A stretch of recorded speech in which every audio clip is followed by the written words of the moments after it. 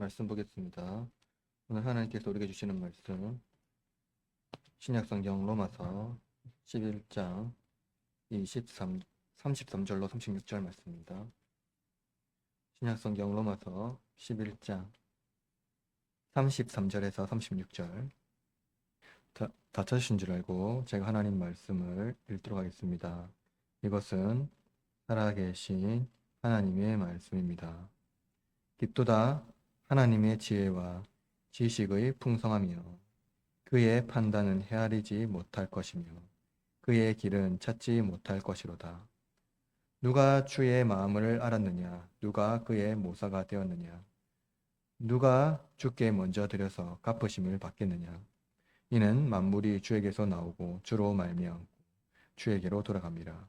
그에게 영광이 세세에 있을지어다. 아멘. 오늘은 로마서 강의 43번째 시간입니다. 찬송받기 합당하신 그리스도라는 제목으로 하나님의 말씀을 선포하도록 하겠습니다. 바울은 로마서를 쓰는 동안 하나님의 구원의 신비를 유대인과 이방인에게 선포합니다.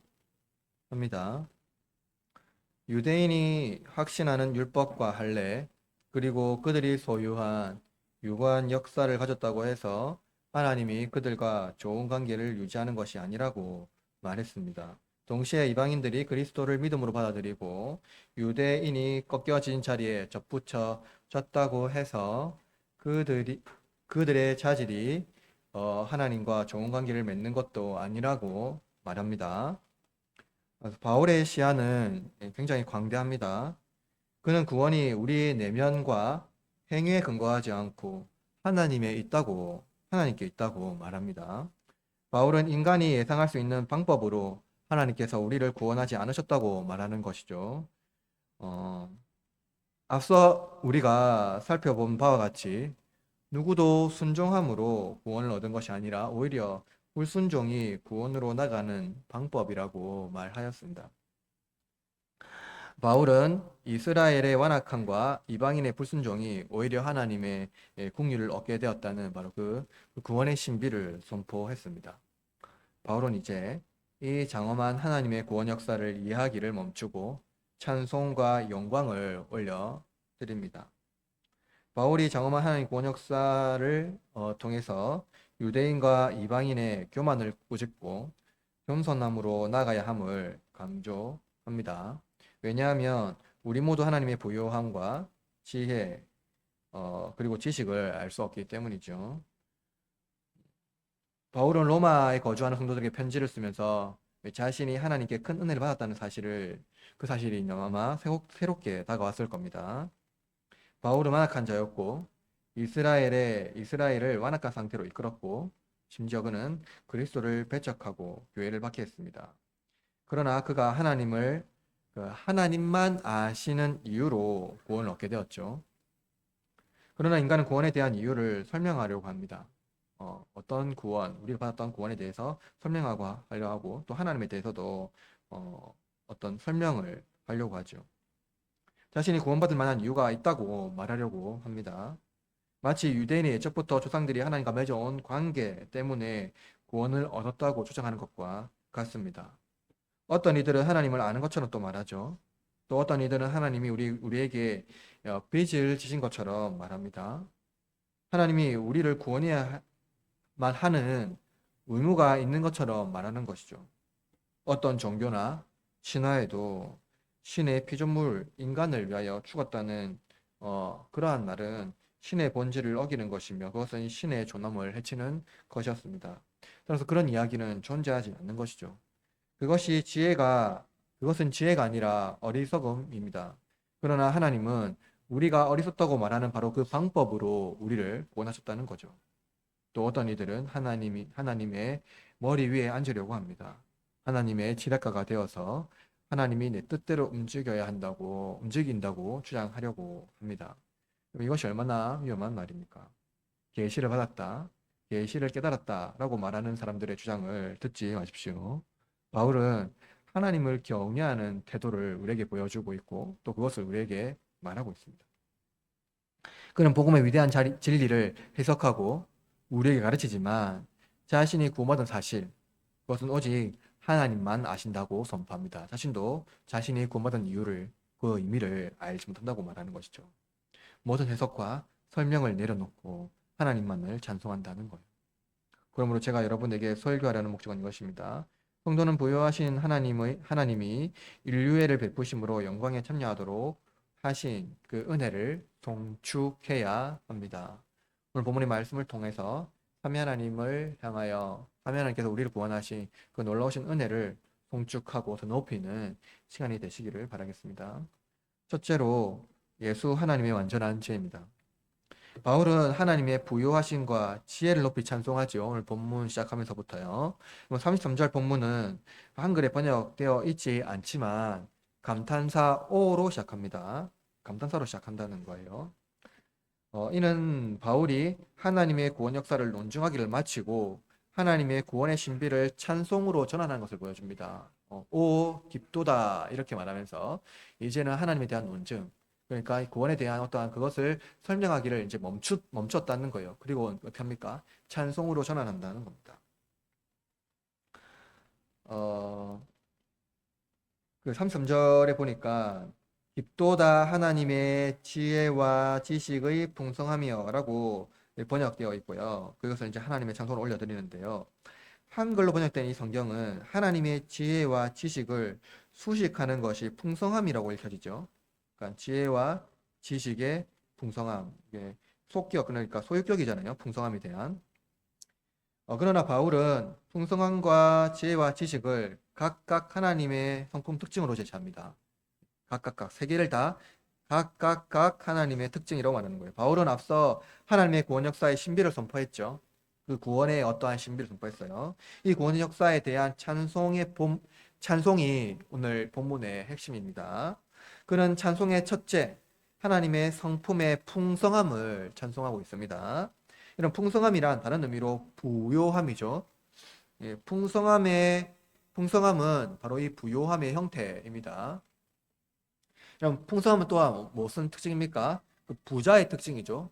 부자의 특징입니다. 이런 부자들은 재산을 불리며 더 가지길 원합니다.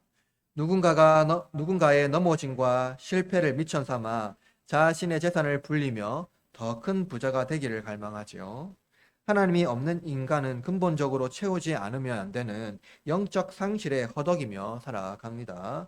물론 부자 중에도 호의를 베풀고 가난한 자들을 호원한 사람들도 있습니다만은 아마도 철저하게 계산된 방식이며 그렇지 않다 하더라도 자신도 알게 모르게 인간의 죄가 섞여 있을 수밖에 없습니다. 아무리 의로운 선한 행위로 한다 하더라도 거기에 인간의 죄가 섞여 있을 수밖에 없다는 거죠. 알게 모르게 말이죠. 그러면 19세기를 지나 20세기는 두 경제 체제로 이분화되었어요. 공산주의 체제와 자본주의 체제입니다. 그런데 왜 공산주의 체제는 가난에 허덕이며 붕괴되고 자본주의 체제는 부유하게 되었을까요?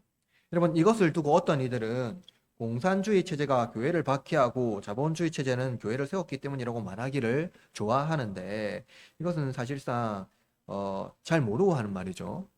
제대로 알지 못하고 하는 말입니다. 여러분 생각해 보세요. 자본주의 체제가 복음적입니까? 공산주의 체제가 복음적입니까? 둘 다 비복음적이죠. 둘 다 복음이 아닙니다. 맞죠? 예, 둘 다 비복음적입니다. 왜냐하면 둘 다 인간의 죄가 드러나기 때문이에요. 인간은 기본적으로 이익을 얻으려는 상호성이 벗어나지 못합니다. 다 이익을 얻으려 하죠. 누구도 이익을 얻기 원하지 손해보기 원하지는 않는다는 거예요. 따라서 인간은 부를 드높이고 찬송하지만 결코 인간의 부는 찬송받을 수가 없어요. 왜냐하면 인간은 근본적으로 가난하기 때문이죠. 고대 교부들은 부자를 이렇게 정의했는데요. 더 이상 가지지 않으려는 상태로 정의했습니다. 더 이상 가지지 않으려는 상태. 이런 풍성함이란 구원 역사에 있어서 매우 중요한 하나님의 성품인데요. 풍성함은 구원 역사에서 하나님의 매우 중요한 성품이라는 거죠. 하나님은 우리에게 빛을 지지 않으셨어요. 그죠? 하나님 우리에게 비치지 않으셨습니다. 하나님은 또 더 이상 가지려고 할 이유도 없으시죠? 하나님의 부유한 원천, 하나님의 부유함의 원천은 그의 자비, 하나님의 자비, 인애, 또 박애, 사랑과 같은 인간을 사랑하기 포기하지 아니하는 하나님의 성품입니다. 그 부유함의 원천이요. 부어도 부어도 상실하지 않는 바로 그 하나님의 사랑이라는 거예요. 여러분 생각해 보십시오. 아무리 사랑을 쏟아 부어도 여러분 상호성이 없으면, 즉 은혜에 대한 반응이 전혀 없고 오히려 불순종과 배반, 배응망덕함으로 돌아온다면 그 사랑을 지속할 수가 있겠습니까? 그 사랑을 지속할 수 있겠습니까? 그 사랑을 부을 수가 있겠어요? 우리는 불가능합니다. 그러니까 하나님의 부유함이란 그의 구원 역사에 있어서 포기하지 않고 사랑을 베푸신 하나님의 성품을 말하고 있는 거예요. 하나님의 자비하심. 바울은 앞서 하나님이 어떻게 우리에게 풍성함을 베푸셨는지 말한 바가 있는데요. 오늘 본문 앞에 있는 11장 12절 말씀 한번 읽어볼까요? 11장 12절 시작. 그들의 넘어짐이 세성의 풍성함이 되며 그들의 실패가 이방함의 풍성함이 되거든 하물며 그들의 충만함이리요. 그렇죠? 하나님은 여러분 그렇다면 그들의 실패가 무엇입니까? 하나님 이스라엘에게 포기하지 않고 베푸시는 사랑을 이스라엘이 어떻게 했습니까? 거역했어요. 그냥 구약 성경에 보니까 하나님 끊임없이 이스라엘을 사랑했잖아요. 끊임없이 그들에게 부어줬어요. 근데 어떻게 했습니까? 그들이 하나님 앞에 했던 방식은 무엇입니까? 하나님을 비판하는 거예요. 우상숭배하는 거예요. 바울은 어땠을까요, 여러분? 바울 자신이 오늘 이 찬송을 하면서 자신을 돌이켰을 겁니다. 내가 얼마나 하나님에 대하여 완악했던 사람인지, 교회를 박해했던 자, 그리스도를 믿지 않았던 자, 그리스도를 믿었던 교회와 그리스도인들을 박해하고 처형하려고 했던 자. 바울 자신이 얼마나 완악한지 잘 알고 있었습니다. 그도 이스라엘이었고 교회를 박해하였던 자였지만 알 수 없는 하나님의 풍성함을 얻은 자가 되었다는 거예요. 그는 자신의 받은 풍성함을 이렇게 고백해요. 에베소서 3장 8절에요. 모든 성도 중에 지극히 작은 자보다 더 작은 나에게 이 은혜를 주신 것은 측량할 수 없는 그리스도의 풍성함을 이방인에게 전하게 하시고, 이 바울이 받았던 그 은혜와 풍성함이 얼마나 큰지 바울이 직접 선포하고 있는 겁니다. 여러분, 누가 이익이 아니라 손해를 감수하겠어요? 누가 이익이 아니라 손해를 감수할까? 잠시 손해를 보더라도 어떻게 합니까? 사람들은 이 손해가 궁극적으로 나에게 큰 이익을 줄 거야 하는 거예요. 여러분, 상실한 영혼을 메울 수 있는 것은 무엇이겠습니까? 끊임없이 채워도 채워지지 않는 이 상실한 영혼, 이 상실감에서 채울 수 있는 것은 무엇입니까? 여러분, 어떻게 하면 이 상호성의 문제를 극복할 수 있을까요? 바울은 이에 대하여 지혜와 지식을 제시합니다. 여러분, 지혜는 우리를 구원하시는 하나님의 계획이고요. 지식은 하나님께서 선택하신 자를 미리 아시는 하나님의 지식입니다. 바울이 지혜와 이 지식을 동시에 말한 본문은요, 골로새서 2장 2절로 3절인데요. 이렇게 말해요. 하나님의 비밀인 그리스도를 깨닫게 하려 함이니 그 안에서는 지혜와 지식의 모든 보화가 감추어져 있느니라. 보십시오. 하나님의 비밀인 그리스도를 깨닫게 하는 것. 그 안에 모든 지혜와 지식, 모든 보화가 감추어져 있다고 말해요. 여러분, 바울은 또 이렇게 말해요. 고린도전서 1장 24절로 25절. 아마 여러분이 잘 아는 말씀인데요. 오직 부르심을 받는 자들에게는 유대인이나 헬라인이나 그리스도는 하나님의 능력이요 하나님의 지혜니라. 하나님의 어리석음이 사람보다 지혜로, 하나님의 약하심이 사람보다 강하니. 여러분, 하나님의 구원 역사는 인간이 이해할 수 있는 영역이 아니에요. 여러분, 생각해 보십시오. 어떻게 피조물을 구원하기 위하여 하나님이 죽기를 선택하겠습니까? 여러분, 그것이 지혜인가요?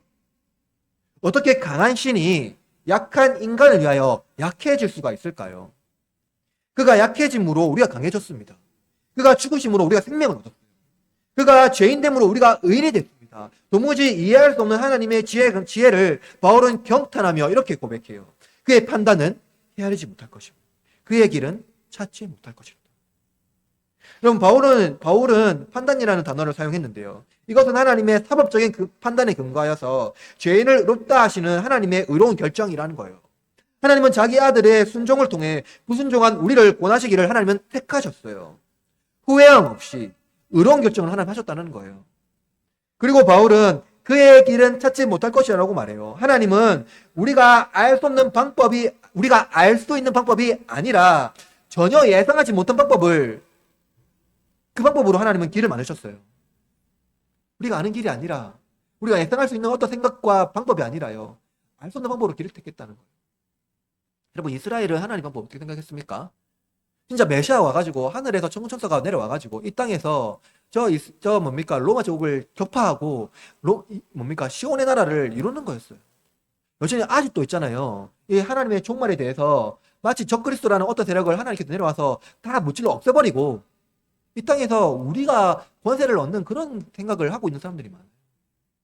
그게 우리의 생각이라는 거예요. 그게 우리가 생각하는 하나님의 방법이라는 거예요. 하나님 그런 방법 안 택하셨어요. 하나님은 강함이 아니라 약함을 택하셨어요. 전혀 우리가 생각하는 방법이 아니었어요. 우리가 어리석다 하고 생각하는 것을 하나님은 지혜롭다 하고 그것을 생각하십니다. 여러분, 이것이 바로 하나님의 구원 역사라는 거예요. 여러분, 누가 사랑을 베풀어도 반응하지 않고 심지어 온갖 조태로 은혜를 베푼 자에게 악을 행한다면 누가 그 사랑을 지속할 수 있겠습니까? 그러나 만약 그런 사람이 있다고 합시다. 그가 할 수 있는 최선의 것은 무엇입니까? 온갖 조태로 악을 행한다 하더라도 그런 사람이 있다고 합시다. 끊임없이 사랑을 베푼다고 합시다. 그렇다면 그가 할 수 있는 최선은 무엇일까요? 여러분이 만약에 내가 사랑을 베푸는데 그 사람이 나에게 안 좋은 것 반응을 자꾸 한다 하더라도 난 자꾸 사랑을 베푼다 한다면 어떻게 더 사랑할 수 있겠습니까? 무엇으로 그 사람을 더 사랑할 수 있겠습니까? 할 수 있는 최선의 것이 무엇이겠습니까? 여러분이 할 수 있는 여러 가지 행정력을 동원하는 겁니다. 여러분 사람을 도와서 그 사람을 돕겠죠. 그래도 변화가 없다면 무엇 하겠습니까? 여러분 할 수 있는 최선의 것은 인내하는 겁니다. 참는 거예요. 끝까지 그하고 반응하지 않고 인내하는 것, 그것이 아마 최선일 겁니다. 그러나 그런 사람에게 자기 아들을 내어주는 어리석은 자는 없을 겁니다. 누가 이스라엘 불순종을 통해 이방인의 구원을 이룰 것이라고 생각했겠습니까? 누가 이방인의 누리는 축복으로 이스라엘이 구원을 얻을 것이라고 생각했겠습니까? 하물며 누가 하나님이 그 아들을 십자가에 죽게 하심으로 구원을 이루게 하실 것이라고 생각할 수 있겠습니까? 여러분 이렇게 고백합니다. 하나님의 측량할 수 없는 큰 일을, 셀 수 없는 기이한 일을 행하시느니라. 하나님 우리의 구원을 위하여 자기 생명을 내어주셨습니다. 그것은 매우 단순한 거예요. 그러나 누구도 상상할 수 없는 일이었습니다. 그의 지혜는 오직 아들의 의를 통해 우리의 죄를 제거하고 의롭다 하시며 구원하기를 원하신다는 겁니다. 그리스도만이 유일한 길이라는 거예요. 누구도 예상하지 못한 하나님의 지혜는 오직 그리스도 안에 있는 비밀입니다. 그러므로 여러분, 하나님의 구원 역사를 논쟁하기를 멈추십시오. 그를 찬송하기를 시작하십시오. 상상할 수 없는 하나님의 지혜를 드높이시기를 바랍니다. 우리를 구원하기 위하여 그리스도가 오셨어요. 그의 한없는 지혜를 송축하며 감격하시길 바랍니다. 바로 이것이 하나님의 지혜이고 우리는 하나님의 그 지혜를 송축하는 것, 그것이 우리의 태도라는 겁니다. 둘째로 예수 하나님의 완전한 사랑입니다. 바울은 지혜를 이어서 수다적으로 인간이 하나님의 마음을 알 수 있으며 하나님의 지략가가 될 수 있는, 하나님의 모사가 될 수 있느냐고 질문해요. 여러분, 하나님의 마음이란 무엇입니까? 하나님의 마음이란 무엇인가요? 바울은 하나님의 마음을 의인화했어요. 하나님은 우리의 마음을 아시죠?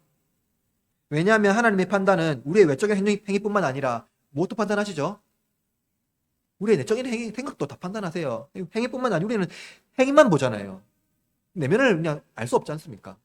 하나님은 다 아신다는 거예요.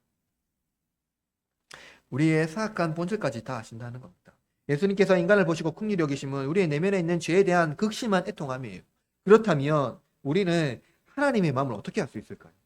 어떤 이들은 하나님의 의도를 의심합니다. 하나님의 의도를 파악해서 지금 나에게 일어나는 현상을 해석하려고 해요. 하나님의 마음을 안다고 생각해요. 이러한 자들은 필연적으로 하나님의 모사, 지략가가 된다고 생각을 해요. 말합니다. 그래서 하나님의 의도, 하나님의 뜻을 안다고 말해요. 그러나 여러분, 이것은 우리의 영혼을 파괴하는 심각한 질병입니다. 왜 그럴까요? 우리에게 일어나는 현상을, 우리에게 일어나는 여러 가지 현상들 있잖아요. 그것을 구원과 밀접하게 관련하기를 좋아해요. 내 주위에 일어나는 것, 우리의 이웃에 일어나는 것, 그 현상들을 구원과 밀접하게 관련해서 하나님과 1대1로 접목해서 그것을 해석하려고 해요. 그런 걸 좋아한다는 거예요. 여러분, 현상은 우리의 삶의 태도와 달라요. 그것은 단순한 현상입니다. 다른 말로 사고일 수도 있고 자연재해일 수도 있어요. 그러나 현상을 두고 인간은 꽤나 심각하게 구원과 밀접하게 관련하여 해석하기를 좋아하고, 심각한 경우 하나님의 의도를 안다고 주장하는 몇 사람이 그것을 이용하여 고통을 야기시킵니다. 오늘 본문 33절, 바울이 34절 이 말씀한 이 본문은요, 바울이 이사야 40장 13절을 인용한 거예요. 이렇습니다. 누가 여호와의 영을 지도하였으며 그의 모사가 되어 그를 가르쳤느냐. 여러분, 이사야 본문은요, 유다가 바벨론의 포로가 되었을 때 다시 회복하시는 하나님의 위로의 말씀을 선포하는 거예요. 이 이사야 선지자가 어느 시대냐면 유다가요, 바벨론의 포로가 되었을 때 다시 하나님의 구원 역사가 임할 거라는 것을 말하고 있는 거예요. 본문은 그렇게 말하고 있는 거예요. 바울이 이 말씀을 인용한 것은 왜 그럴까요? 하나님의 구원 역사가 우리의 주위에 일어나는 현상보다 더 크다는 것을 선포하는 거예요. 우리에 일어나는 여러 가지 일들이 있지 않습니까? 하나님 구원 역사는 그보다 훨씬 더 크다는 거예요. 그럼 바벨론 포로가 된 유다는 여러 가지 복잡한 생각을 했을 겁니다. 생각을 했을 거예요. 왜 우리에게 이런 일이 도래했을까? 이런 일을 생각했을 겁니다. 하나님을 예배하는 우리가 어떻게 우상숭배하는 저 바벨론의 포로가 되었을까? 이런 생각을 했을 거예요. 여러 가지 복잡한 생각을 했을 겁니다. 우리도 마찬가지예요. 우리에게 어떤 현상이 발생하면 우리도 복잡하게 생각할 겁니다. 인간은 위기에 도래했을 때 지혜를 강구하죠. 지혜를 강구합니다. 인간의 지혜를요. 여러 가지 방법으로 길을 모색하고 찾으려고 해요.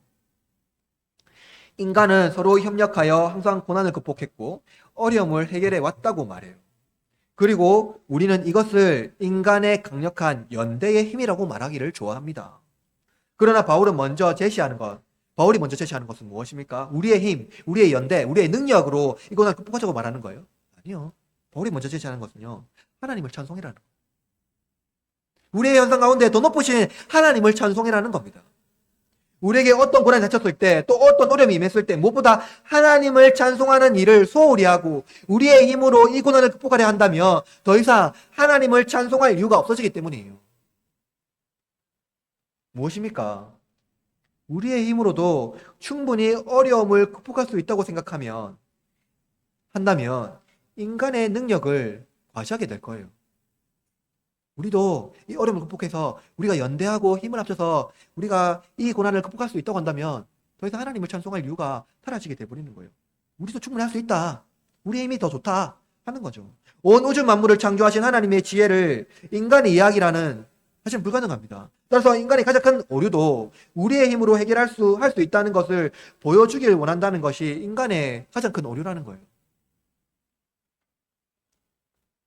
그런 하나님은 세상에 오셔서 인격을 얻으시고 우리와 같이 되심으로 구원 역사 중에 직접 구주로 인간으로 나타나셨습니다. 예수님은 하나님의 구원 역사를 아는 유일한 인간이죠.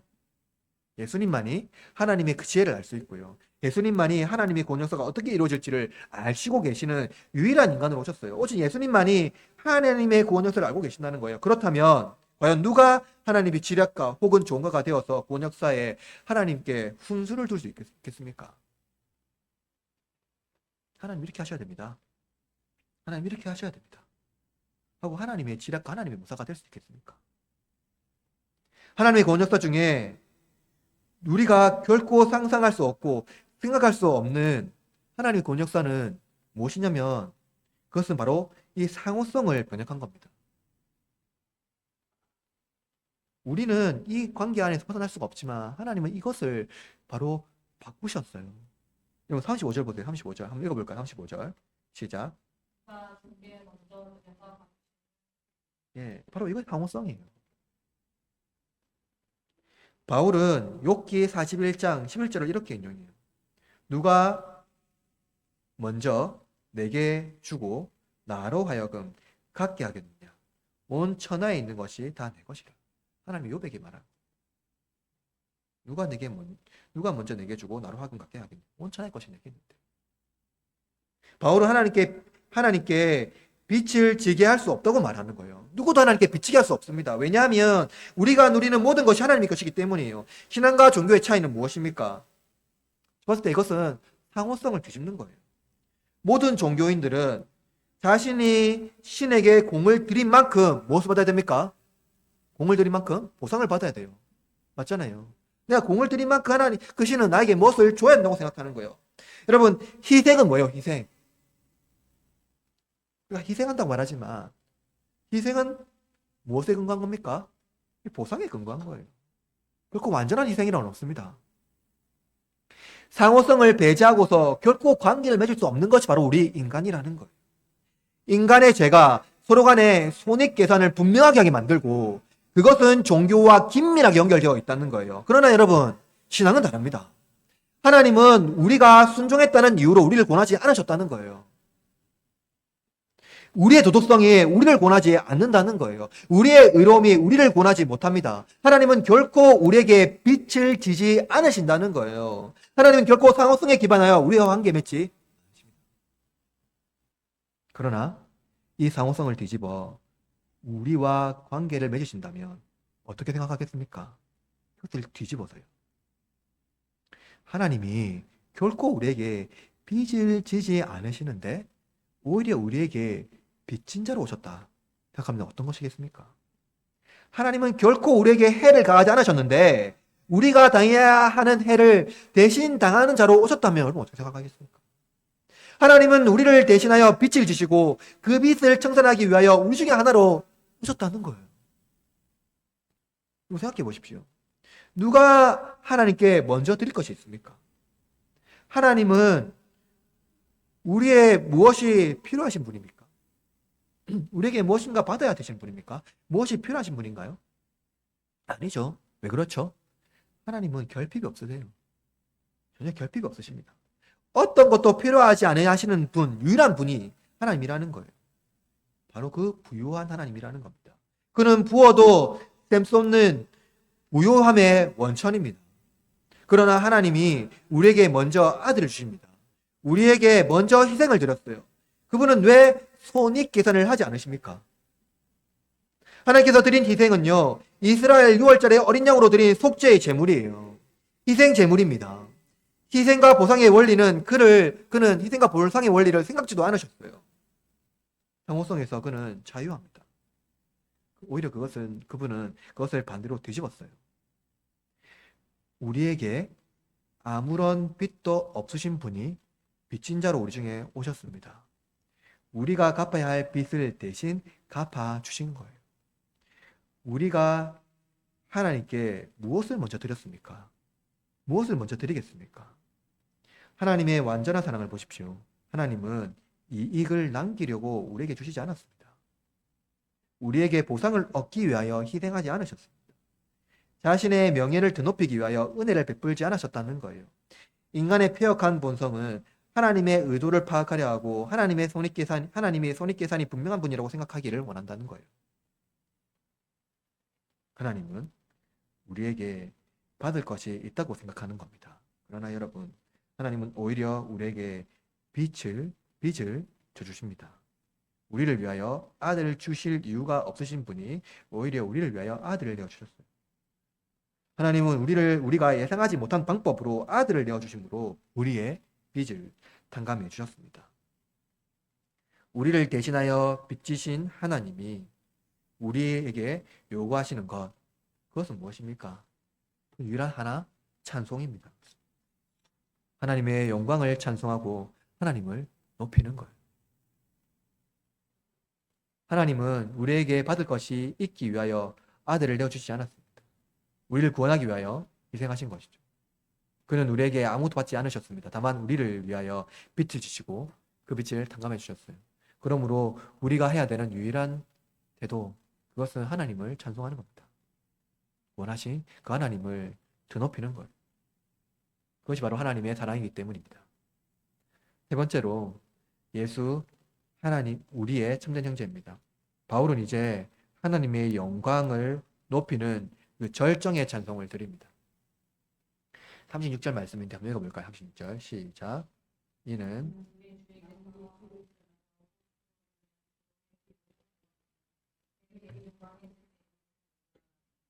그럼 바울은 보세요.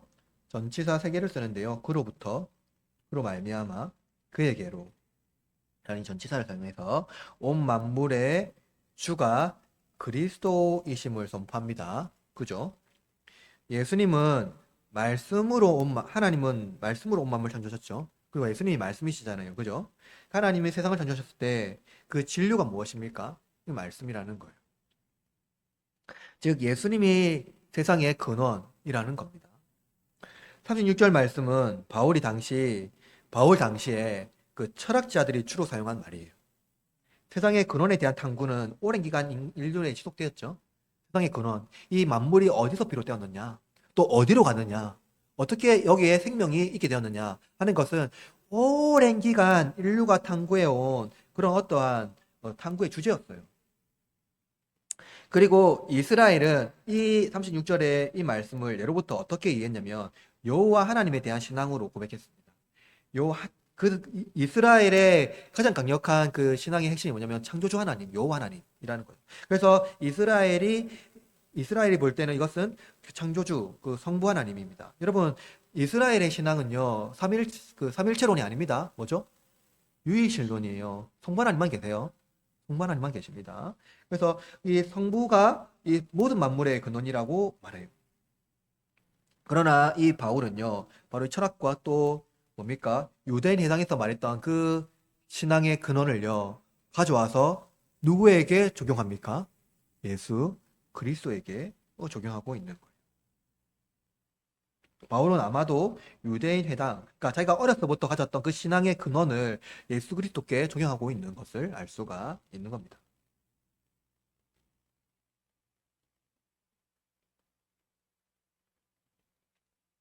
고대 로마의 모든 영광의 주체는 누구였냐면 바로 황제였어요.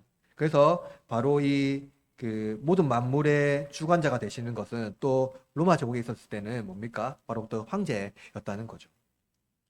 황제는 또한 바로 그 세계 시민, 즉 로마 시민의 후원자였고 시민은 어땠냐면 의뢰인이었습니다. 이 시민들은 로마 황제의 후원을 받음으로써 황제에게 명예와 영광을 올려드렸죠. 이러한 구조는 비단 황제와 시민만의 관계가 아니었어요. 여러분, 로마 문명 있죠?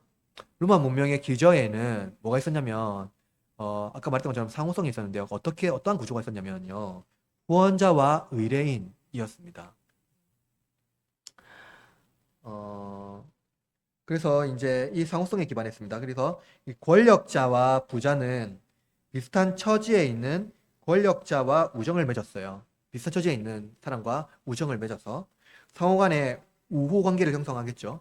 그래서 강력한 권세를 가진 사람은 후원자가 되고 또 의뢰인은 후원자에게 선물을 드리므로 후원자의 호의를 얻기 위하여 청혼을 합니다.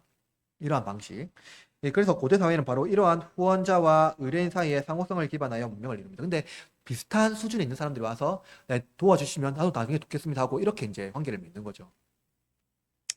의뢰인은 후원자에게 또 다른 친구를 소개함으로써 우호 관계를 더욱더 형성합니다. 그러니까 이거 여러분, 하나의 어떤 권세자가 있으면 그 권세자 주위에 다른 사람들이 이제 모여서 그에게 의뢰를 하고 또 그것을 이제 맺는 방식인 겁니다.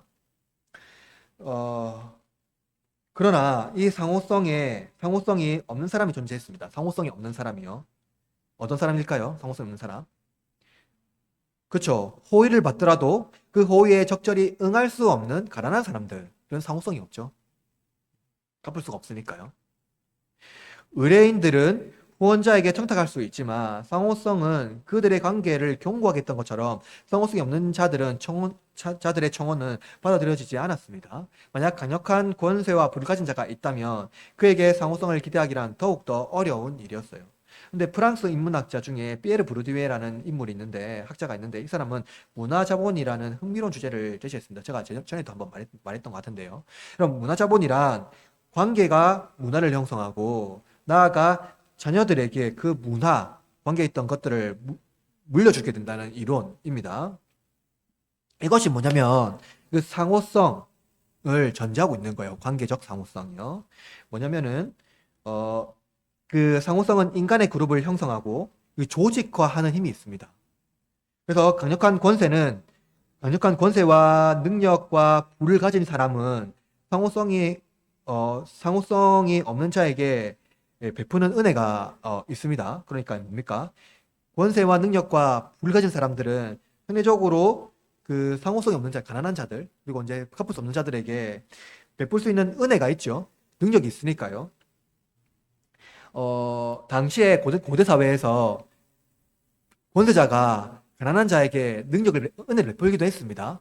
그런데 베품으로써 그들이 가지는 것이 있었는데요. 그것이 무엇이었을까요? 그러니까 이제 상호성이 가진 자가 상호성이 없는 자들에게 은혜를 베푸면서 얻는 것은 무엇이었냐면 그것은 바로 그의 명예였어요. 명예요. 그 명예로운 일이었으니까요. 그래서 고대 사회에서 가난한 자를 돌보는 일은 뭐였냐면 바로 그 명예로운 일이었어요. 그러나 이는 상호성에 기반한 거였습니다. 그것은 부자가 가난한 자를 후원함으로써 얻는 칭호가 분명히 존재했기 때문이에요. 명예롭고 의로운 사람이었죠. 근데 만약에 여러분 생각해 보십시오. 만약 그 부자가 가난한 자를 베푸는 그 일이 명예로운 일이었기 때문에 했는데 만약 그것이 불명예라면 결코 그 일을 했을까 안 했을까요? 할 이유가 없겠죠. 하지 않았을 것입니다. 여러분 선한 일에도 분명한 손익 계산이 존재했어요. 이익을 얻지 못하는 선은 없었습니다. 이것이 죄인의 본질이라는 거예요. 그렇다면 여러분, 온 만물을 창조하신 창조주이시며 만물의 주가 되시는 하나님이 우리의 후원자로서 명예를 얻기 위하여 우리에게 아들을 주셨을까요? 은혜를 베푸셨을까요? 명예를 얻기 위하여? 하나님은 부족함이 없으시고 더 받아야 할 명예가 있습니까? 없어요. 더 높아질 자리도 없고 무언가가 결핍된 것이 없기 때문에 그야말로 아무것도 필요하지 않으십니다. 근데 그가 이 세상에 거지로 오셨어요. 오히려 상호성이 없는 존재로 오셨다는 거예요.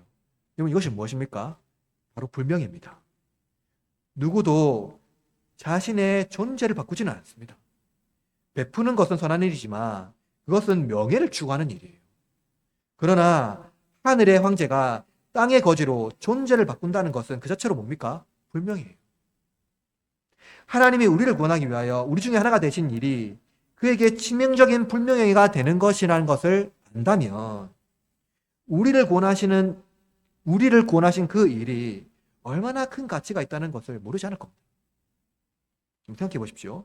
누가 불명예를 무릅쓰고 은혜를 베풀려 하겠습니까? 누가 세상에 오셔서 불명예를 덧입고 후원자가 되기를 결심하겠습니까? 그는 나의 불명예를 무릅쓰고 우리의 후원자가 되셨어요. 나의 형제가 되셨다는 거예요. 온 만물의 주가 되시며 창조주가 나의 형제가 되셨다는 거예요. 여러분 이것이 바로 복음의 상호성을 뒤집는 겁니다. 복음은 상호성으로 우리를 대하지 않은 하나님의 성품에서 나타납니다. 성육신하신 하나님은 불명예에도 불구하고 그의 명예가 송단되지 않으셨고 땅에 거지로 오셨지만 그의 부유함은 충만했습니다. 그의 영광은 빛과 같이 찬란했고 지혜는 온 땅의 섭리보다 더 넓었습니다. 그런 그분이 우리에게 자신을 주셨어요. 바울은 가장 아름다운 명예로운 것이 그를 위하여 창조되었다고 말해요. 골로새서 1장 1절 이렇게 말합니다. 만물이 그에게서 창조되되 하늘과 땅에 보이는 것들과 보이지 않는 것들과 혹은 왕권들과 주권들이나 통치자들이나 권세들이나 만물이 다 그로 말미암고 그를 위하여 창조되었고 땅의 모든 권세와 능력과 아름다움이 그리스도께 있다는 거예요. 그의 영광을 위하여 창조되었다고 말합니다. 그런 하나님이 우리를 구원하셨고 우리의 후원자 되셨을 뿐만 아니라 우리의 형제가 되셨다는 거예요. 가장 명예로우신 분이 가장 불명예스러운 방식으로 우리를 구원하셨다는 겁니다.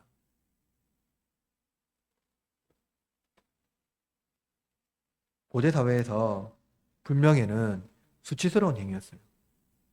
바울 당시. 그것은 오늘날도 마찬가지죠. 불명예는 모든 죄보다 더 가혹한 징벌이었습니다. 그런데 여러분, 우리의 친구가 되기 위하여 불명예를 감수하는 강력한 군주가 있다면 그보다 더 큰 우정은 없을 겁니다. 우리의 후원자가 되신 그리스도가 나의 친구가 되시며 나의 형제가 되시며 나의 든든한 후원자가 되셨다는 것을 여러분 기억하셔야 합니다. 만약 강력한 기업의 CEO와 우정을 맺고 그가 여러분의 후원자 된다면 무엇이겠습니까? 가문의 영광이죠. 여러분 요 최근에 여러 가지 SNS에 뜨는데 강력한 우리나라의 그 CEO가 있잖아요. 이재용 회장님 있잖아요. 그와 그의 운전수로 일주일로 살기 이런 거. 그와 우정을 맺는 거, 관계를 맺는 거. 그것 최고의 영광이라고 사람들은 말해요. 하물며 하늘의 황제가 되신 하나님의 아들이 나의 형제가 된다는 것. 그것이 얼마나 큰 영광일까요? 그분은 여러분의 청혼을 듣고 하늘을 움직이며 땅을 진동시키며 온 만물을 주관하시는 하나님의 아들이시고 하나님이시고 그분을 여러분의 후원자로 두시는 것, 그것이 여러분 영광이 아니겠습니까? 그가 나의 후원자가 되어 나의 청혼을 들으시는 분이라는 것을 잊고 사지지 않기를 바랍니다. 그는 하늘의 황제예요. 우리의 청혼을 들으시고 모든 만물을 사용하셔서 응답하십니다. 심지어 그는 명예와 영광을 얻기 위하여 우리의 청혼을 들으신 것이 아니라 우리를 자기 영광에 참여하도록 이끌기 위하여 우리의 청혼을 들어주심으로 우리 또한 그 영광의 자리에 앉게 하신다는 것. 우리의 참된 형제이신 예수 그리스도는 우리를 살리시기 위하여 하늘의 황제라는 명예를 버리고 땅의 거지라는 분명히를 입고 오셨습니다. 그리고 그분은 우리를 친구로, 아니 형제와 자매로, 하나님의 자녀로 우리를 이끌어 주셨다는 거예요. 그러므로 여러분, 이 하나님의 구원 역사는 우리가 찬송해야 마땅한 그 향용할 수 없는 하나님의 구원 역사라는 겁니다. 하나님의 은혜라는 거예요.